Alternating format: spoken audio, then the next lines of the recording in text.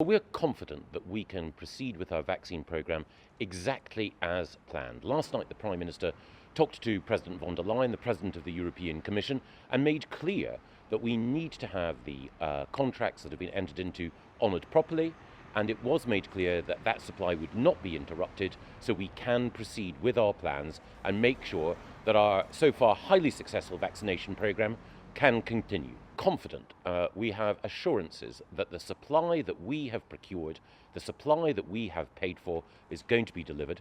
That's why we are carrying on with our programme, and I'm working with ministers across the United Kingdom in order to make sure that we can accelerate the rollout of that vaccine programme to make sure that there are more jabs in more arms, exactly as we've planned. I think the European Union recognised that they made a mistake in triggering Article 16, which would have meant the reimposition of a border on the island of Ireland. But now the European Union have stepped back, and they've stepped back following clear conversations that the Prime Minister has had with the European Commission President, and I've had with the European Commission Vice President.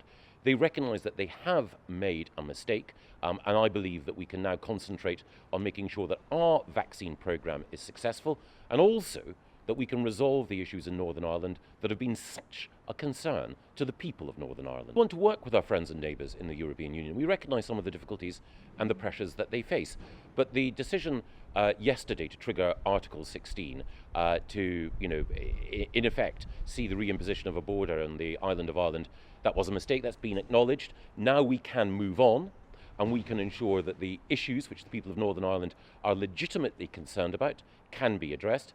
I've spoken to the European Commission Vice President Maroš Šefčovič about this, and we've both agreed that we need a reset, that we need to put the people of Northern Ireland first. So it was very clear. We've entered into contractual arrangements with AstraZeneca and Pfizer. We expect those arrangements to be honoured, and President von der Leyen was clear that she understood exactly the UK government's position, so we expect that those contracts will be honoured. We expect that vaccines will continue to be supplied. The UK government's position is absolutely clear. We expect companies and contracts to be honoured. The European Union know that, and of course we'll work with them in order to make sure that their own problems can be tackled, because, as I say, our first priority is vaccinating people in the United Kingdom, but we also want to work with our friends and neighbours in the European Union in order to help them as well. We're fully on course to meet the target of 15 million vaccinations by the middle of February. That means that the four most vulnerable cohorts will have been vaccinated, and that we will then go on to make sure that the 9 most vulnerable cohorts, which have been identified by the Joint Committee on Vaccination and Inoculation, are also vaccinated as well. It's really important that this programme across the United Kingdom is not interrupted. It's vital to the nation's health and to our prospects of economic recovery. And under the leadership of Matt Hancock and Kate Bingham and the Prime Minister, Alok Sharma and Kwasi Kwarteng, that campaign is succeeding. Well, I think the European Union recognise now that they made a mistake yesterday. The Commission made a mistake. They didn't consult us, they didn't consult our friends in Dublin, and they united parties in Northern Ireland, from Sinn Féin on one side to the DUP on the other, in condemnation. And people in Northern Ireland were bewildered by this step.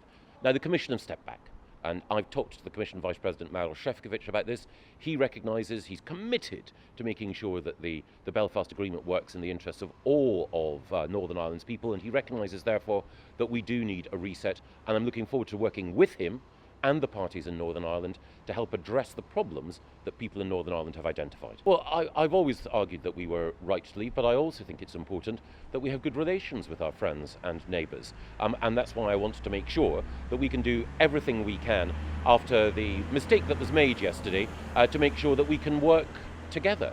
Ultimately, it's in all of our interests to see companies honour their contracts, promises kept, the rule of law respected, and friendship and cooperation between nations advance. Now, Britain, as a sovereign nation, is playing its role once more as a leader in standing up for those values, and we want to be alongside our friends and our neighbours in the European Union in pushing that agenda forward.